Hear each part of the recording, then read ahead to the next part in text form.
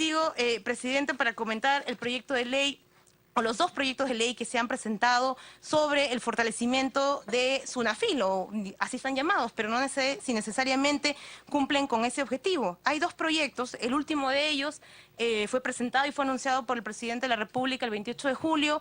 Se decía que era un proyecto de ley para fortalecer la institución de SUNAFIL. ¿En qué consiste ese proyecto de ley? Concretamente en recentralizar las competencias que habían sido pasadas a los gobiernos regionales para que SUNAFIL, entre comillas, tenga una mayor capacidad y una mayor presencia en el territorio. Quienes hemos estado, y en esta comisión también han habido varios congresistas que han estado siguiendo las dificultades que tiene SUNAFIL como institución, sabemos que además de la coordinación y la presencia en regiones, SUNAFIL tiene un problema de presupuesto, de que no tiene los inspectores suficientes. O sea, no basta simplemente con centralizar competencias o centralizar inspectores auxiliares o de otro tipo que están en las regiones.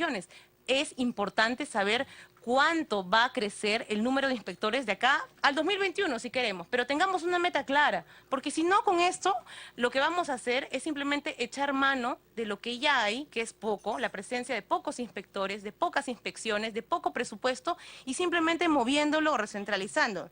Y ahí nos preocupa también, por eso, el anterior proyecto que se presentó en el marco de la inspección laboral, el proyecto 1437, que disponía una serie de cambios en los procedimientos sancionadores, ¿no? Se ha dicho, por ejemplo, que si es que se comunicaba... Colega, tiene un minuto para Voy terminar. a culminar entonces con esto, porque hay presidente, varios que porque es están una pregunta en muy relación. concreta sobre este proyecto de ley. Me estoy refiriendo única y exclusivamente a los proyectos de ley, no a otros temas, porque hay otros congresistas que lo han hecho. Yo respeto eso, pero me estoy refiriendo únicamente a los proyectos de ley. Se ha dicho, por ejemplo, que la autoridad de trabajo, antes del inicio, durante o en el desarrollo de las acciones inspectivas, si es que presenta o informa que hay un proceso judicial, se anula la inspección. Eso es inconcebible, porque estamos hablando de cosas diferentes. Un proceso judicial es una cosa, va por un camino. Y un proceso administrativo es otra cosa totalmente diferente. Imagínense si esperamos que se resuelvan todos los procesos judiciales en marcha por parte de denuncias de trabajadores que señalan que hay irregularidades en sus condiciones de trabajo. Nunca van a acabar. Probablemente SUNAFIL tenga así en sus manos más herramientas para hacer una sanción, si corresponde, mucho más efectiva y eficiente. Entonces, yo no creo que el sentido de este proyecto, al menos lo que incorpora en este aspecto, sea realmente... Me pide una interrupción el congresista Lescano, presidente, si usted... lo permite, en todo caso, si no continúo. Ya está en el tiempo. Bueno, voy a terminar entonces, disculpe, congresista Lescano, Otro pero colega le va a dar la es un interrupción. aspecto que me gustaría realmente que se responda, porque creo que no abona en el fortalecimiento de la inspección. Se ha hablado también, por ejemplo, de estos decretos supremos que el Ministerio de Trabajo ha emitido, donde se limita, por ejemplo, la sanción y las multas. Se dice que ahora por obstruir la inspección laboral se va a reducir la multa. Disculpe, presidente, pero yo creo sinceramente que eso es un error, porque muchas veces no se trata, como también textualmente ha dicho el ministro, por su intermedio, que las sanciones o las multas se dan muy fácilmente. Creo que todos somos testigos porque nos llegan cientos de casos mensualmente a nuestros despachos de incumplimiento de condiciones laborales, es decir, empresas que entre comillas son formales, pero que no cumplen lo que la formalidad indica y tienen que estar los trabajadores denunciando. Incluso se ha registrado, presidente, empresas que lo que hacen es ocultar a sus empleados, ocultan las condiciones, las malas condiciones en las que están, ¿no es cierto? No permiten que el inspector vaya, ocultan al empleado, tapan hasta incluso las áreas donde tienen empleados en malas condiciones. Eso es obstruir justamente la inspección laboral y eso es algo que se da cotidianamente. Entonces, en conclusión, si lo que hacemos es simplemente querer, entre comillas, facilitando o cambiando el esquema de inspección o de sanción a algo, como se ha dicho, no reactivo, sino preventivo, lo que estamos haciendo es no ver la realidad, que en la realidad quienes están ayudando más bien a que se civilice la importancia de la inspección laboral son justamente los que denuncian. Lo que más bien debería haber es, creo yo, un mayor presupuesto para SUNAFIL, y con eso termino, presidente, para que se incremente la posibilidad de realizar más inspecciones, de acuerdo con que haya más inspecciones, de acuerdo con que existan planificadamente, presidente. Ya no me quedó tiempo para hablar del último proyecto de ley, pero lastimosamente sí nos preocupa lo último que se ha mencionado sobre esto de que los arbitrajes, ¿no es cierto?, ahora solamente pueden hacerse en evidencia de mala fe y que tiene que esperarse un plazo determinado entre 3 y 6 meses para darse. Yo me pregunto, y dejo la pregunta acá abierta para el señor ministro, si existe mala fe, si se dice que una exigencia para que el arbitraje se dé, el arbitraje es la forma de solucionar los conflictos conflictos o negociaciones entre una empresa y un empleador, si tiene que haber mala fe, ¿por qué esperar 3 o 6 meses para resolver ese tema con un arbitraje? O sea, ¿por qué tenemos que esperar, ¿no es cierto?, que la mala fe pase por 6 meses para que recién puedan ponerse de acuerdo empresas y trabajadores para llegar a un acuerdo? Simplemente eso, presidente. Bien, colega, por respeto y consideración a los demás colegas, voy a agradecer de que sean lo más breve posible y sobre todo las preguntas. Comentarios, yo creo que cada uno de nosotros ya va a tener posteriormente para hacerlo cuando se discuta o se debate el proyecto de ley. Tiene la palabra el colega Violeta. Gracias, presidente. Después de escuchar a nuestra colega Wilka, me queda claro que incluso las buenas ideas pueden ser materia de distorsión o en todo caso de malinformación. Mire usted, alrededor de 5 millones de jóvenes están en la fuerza laboral en el Perú, es decir, en la población económicamente activa. Pero el desempleo en este sector juvenil, quiero decir, es 10% superior al de la edad promedio de la fuerza laboral en general, como lo ha indicado el ministro. Esto en otros países como en España, ¿no es cierto? Hemos visto que el primer espacio que se resiente frente a las crisis económicas son precisamente los jóvenes. Y digo esto por una razón, porque creo que todos estamos absolutamente de acuerdo con que hay que hacer algo para promover la formalización del trabajo juvenil. Por eso cuando se nos dice, y esto nos va a costar 70 millones de soles, ¿de dónde vamos a sacar la plata? 12.600 millones de soles perdemos cada año en corrupción. Mire usted, si es que el ministro presenta para el presupuesto un incremento de 70 millones de soles para un año, hay que firmarlo. Porque 70 millones en relación a 12.600 millones de soles que nos cuesta cada año la corrupción es absolutamente nada. Y si eso nos permite llevar a un enfoque en el que claramente este tipo de propuestas se desarrollan con carácter de temporalidad, porque está claro que es un subsidio, ¿no? Pero como es un subsidio que algunos lo quieren ver como un subsidio dirigido a la empresa, entonces no hay que darlo.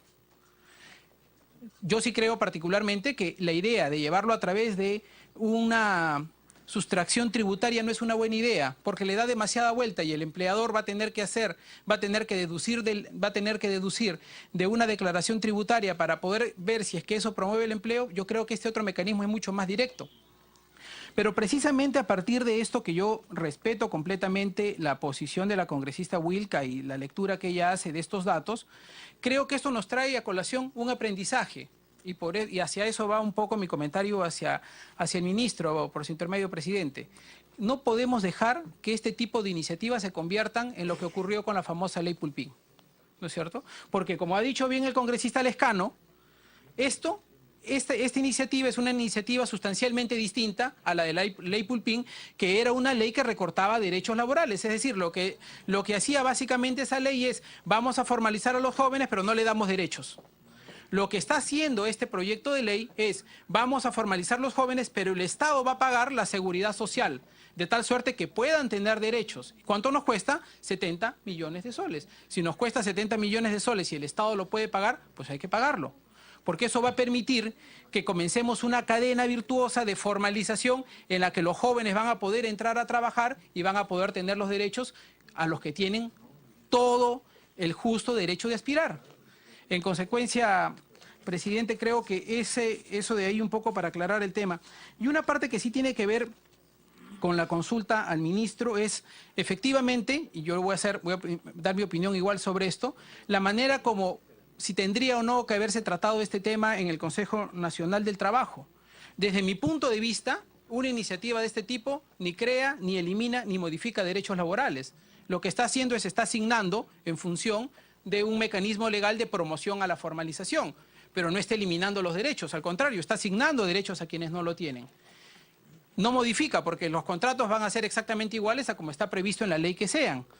Por lo tanto, entiendo que desde esa perspectiva no necesitaríamos un consenso en el Acuerdo Nacional del Trabajo para poder desarrollar y aprobar una iniciativa de esta naturaleza. Entiendo yo, sería bueno que el ministro nos precise en todo caso esa lectura, porque sí me parece importante que cualquier avance en materia laboral efectivamente se tenga que hacer con un correlato en torno al Consejo Nacional del Trabajo como un espacio de generación de consensos y a efectos de que no parezca que este Congreso da una lectura distinta. Y básicamente eso, solamente precisar esto al ministro por su intermedio, presidente. me parece que es fundamental desarrollar el componente de la socialización, de la difusión, de la comunicación de este proyecto de ley. Creo que lo peor que podemos hacer en un contexto de esta naturaleza es que terminemos distorsionando en el mensaje que le demos a nuestros jóvenes, 5 millones de jóvenes que están en la fuerza laboral en el país, gran parte de ellos informales, que les demos el mensaje que esta es una ley que recorta derechos o que los pone en la posición de ley Pulpín 2.0, como ha dicho algún medio de comunicación. Creo que si es que no hacemos ese trabajo de comunicación previo, mal haríamos en avanzar en este sentido. Creo que hay que socializar esta idea, que quede claro que se está avanzando en materia de formalización, porque aquí ha sido una propuesta fundamental del gobierno del presidente Kuczynski, la formalización no solo de la economía, sino de la fuerza laboral y con mayor énfasis de la juventud peruana. Gracias, presidente, y saludos al ministro. Gracias, colega. Tiene la palabra el colega Domínguez. Muchas gracias, presidente. Saludar la presencia del ministro. Presidente, solamente unas preguntas precisas con referente a este proyecto de ley de contratación de jóvenes. A diferencia de la ley Pulpín, ¿por qué se optó en este presente proyecto de ley la diferencia de edad? Si en la anterior ley 3288 era de 18 a 24, ¿por qué se ha optado en este proyecto de ley de 18 a 29 años? También quiero que me dé un tema comparativo con este importante programa que es Programa de Jóvenes Productivos. Prácticamente sería un fortalecimiento esta ley también para este programa, alguna referencia sobre el tema. Y con respecto al costo que está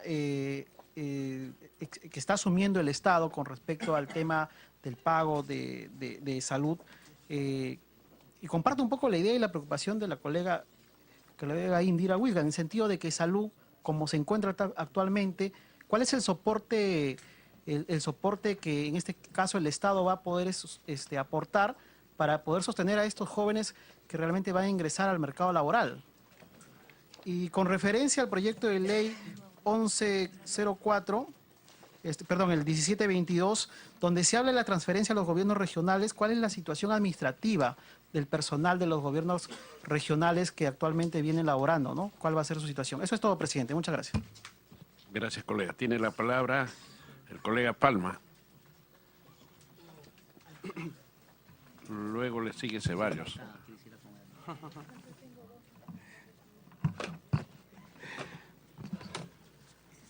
Saludar a los colegas parlamentarios, saludar al ministro por tratar o por preocuparse por el empleo juvenil. Yo soy el congresista más joven de esta legislatura y por ende mis amigos, mi generación, todos son jóvenes. Y para los jóvenes a veces tratar de conseguir un trabajo ya se torna un sueño a veces. Pienso que se debe discutir varios puntos sobre el proyecto de ley. Quizás la exoneración del pago de salud les convenga a las micro, pequeñas, medianas empresas, pero para las grandes empresas se puede buscar otras alternativas. Pero ahorita quiero poner énfasis en un tema muy importante, ministro, ya que el día 5 de junio yo le cursé una carta a su despacho con respecto al distrito de Tumán en Lambayeque. Le cursé la carta para que me informara sobre las acciones de supervisión y fiscalización que se estaban tratando como ministerio en lo que respecta en la empresa agroindustrial Tumán. Se me ha contestado a mi despacho con fecha 10 de agosto la superintendenta de Sunafil que ellos tienen un programa en convenio con el gobierno regional en el cual tienen 102 inspecciones a tratar en Lambayeque. Pero han pasado ya mayo, junio, julio, agosto, 4 meses. Y si vamos a la realidad en Tumán, 2.800 trabajadores sin sueldo, sin remuneración, sin gratificación. 4 meses han pasado y el Ministerio de Trabajo no ha tomado las acciones correspondientes. Yo quiero ser breve en mi participación.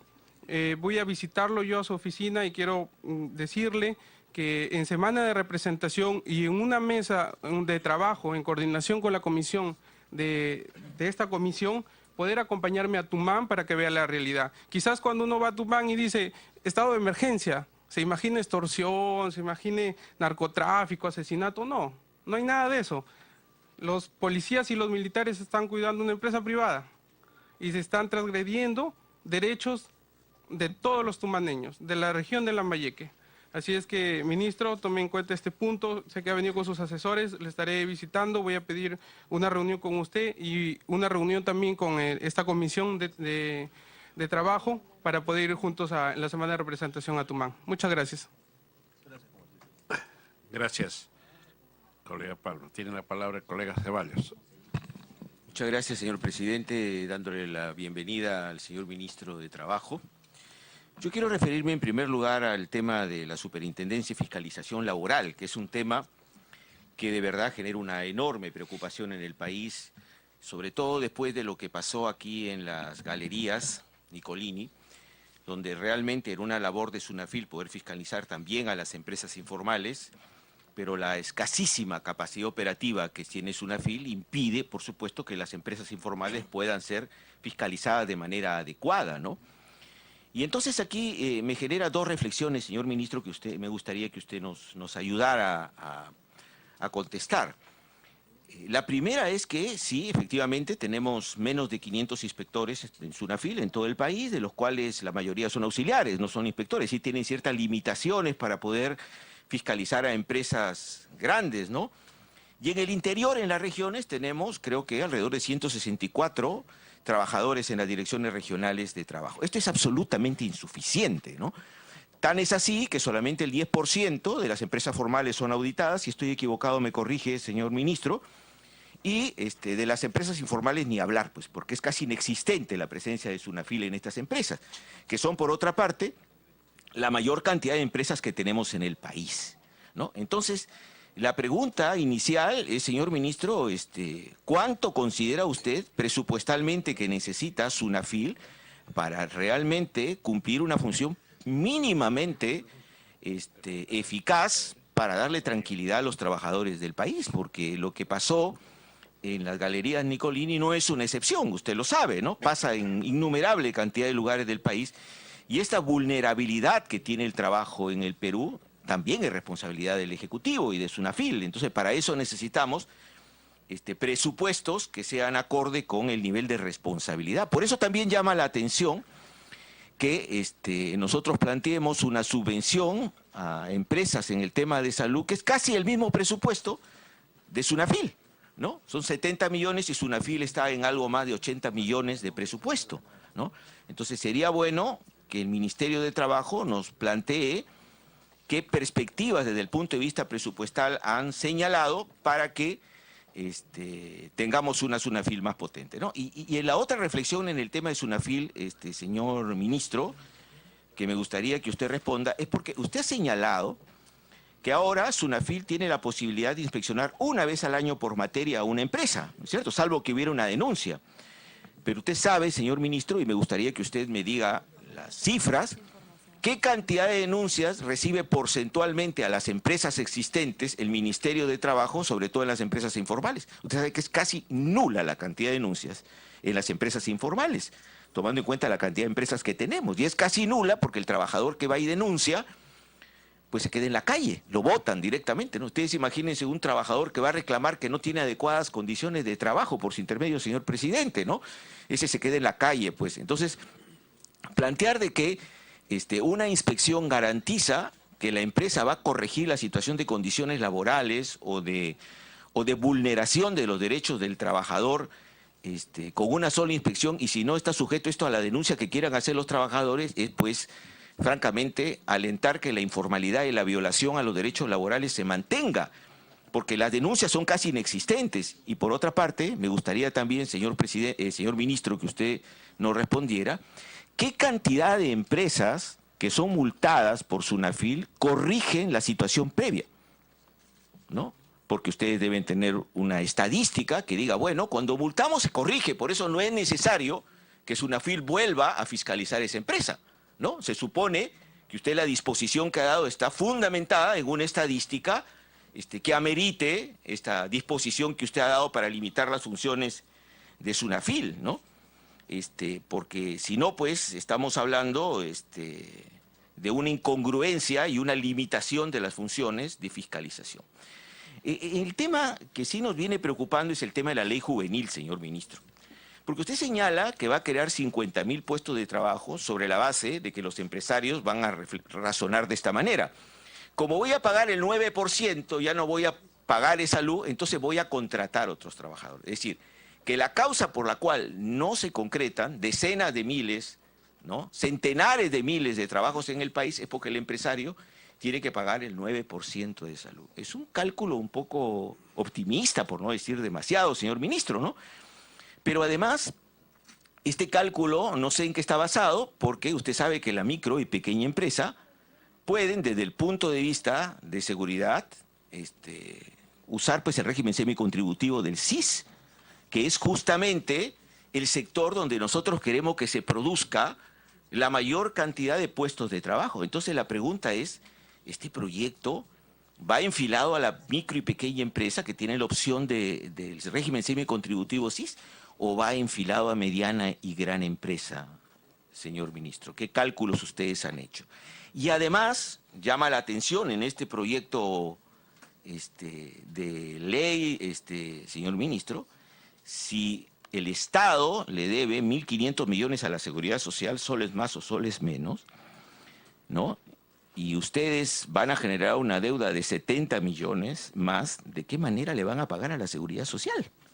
Porque en este momento el presupuesto de la Seguridad Social, para una atención pésima, no le sobra a la Seguridad Social. Por lo menos es lo que nos ha dicho el presidente. Por eso, efectivamente, se han limitado una serie de proyectos, ¿no? Y dígase de paso, también la Seguridad Social ha hecho un listado de pase de casa 728 mensual, que es la verdad una forma desesperante, porque ya en el primer mes, señor ministro, y siendo el Salud, digamos, una entidad adscrita al Ministerio de Trabajo, yo le voy a alcanzar a usted el primer listado de trabajadores que pasan a 728 con un montón de trabajadores que no cumplen los procedimientos y sin embargo aparecen en la lista.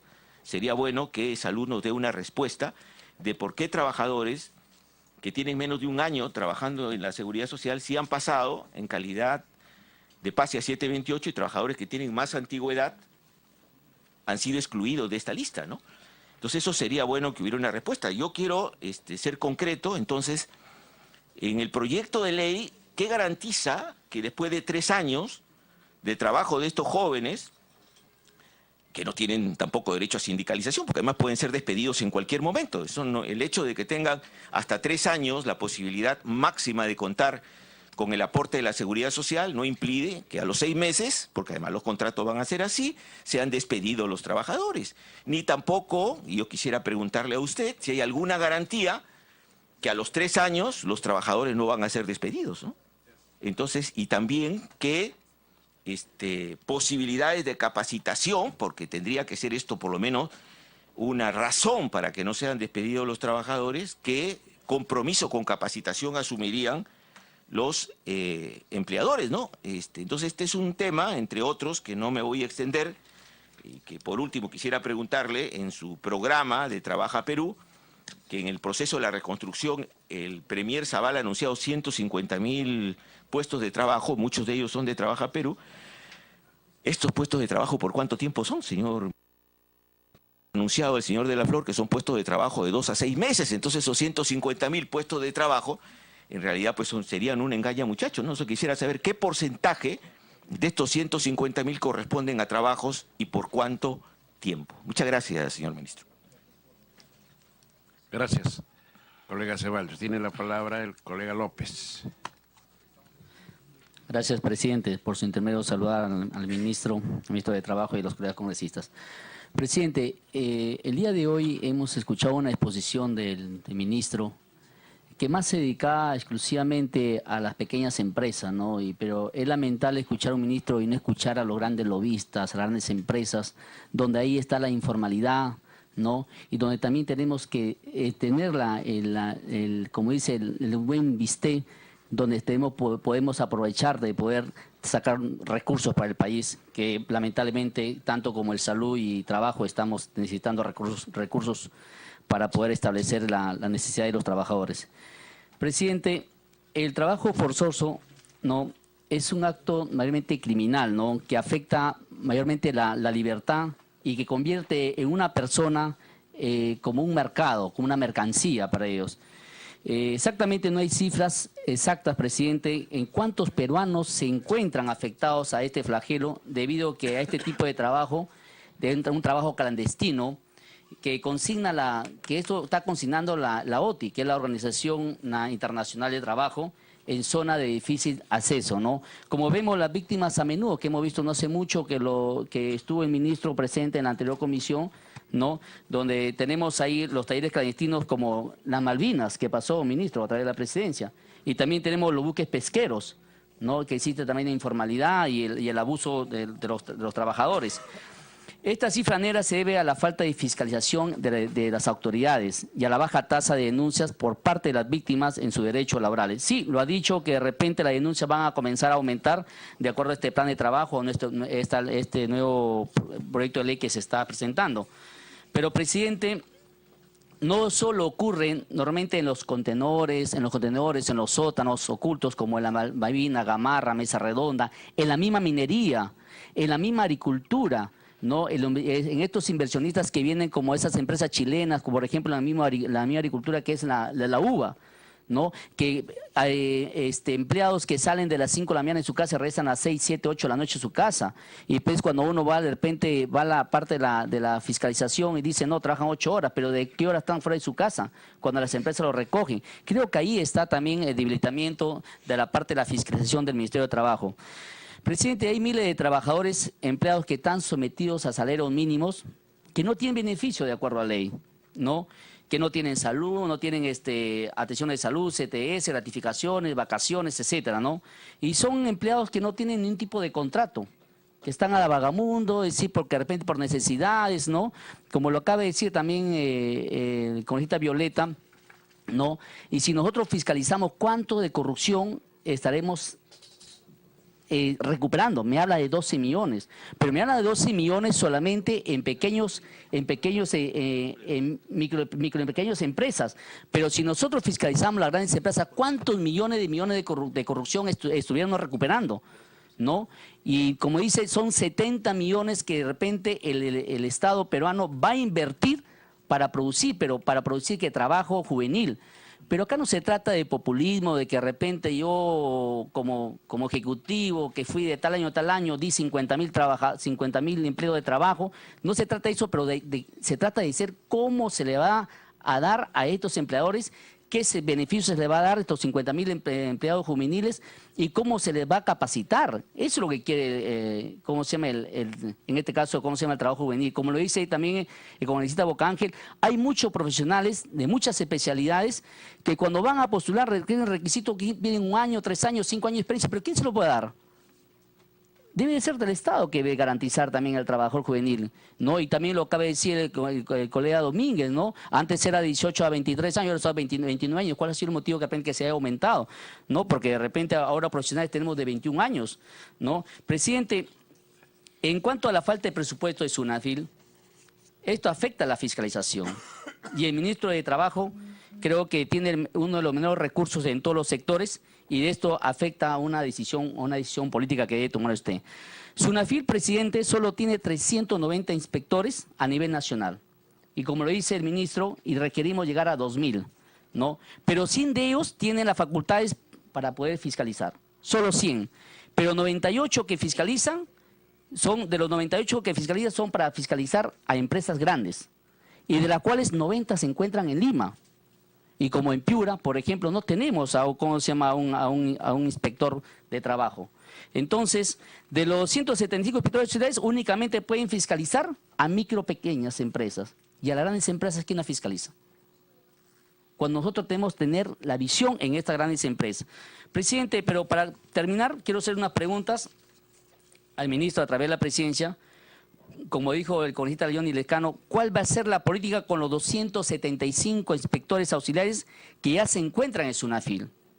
¿Y cuál es el objetivo? Asignar no asignar, no el 30% de los recursos directamente recordados del gobierno regional. ¿Cómo lo va a asignar a usted? Mire, presidente, acá hay algo importante. ¿Sabes cuánto le debe el Estado a E-Salud? 320 millones.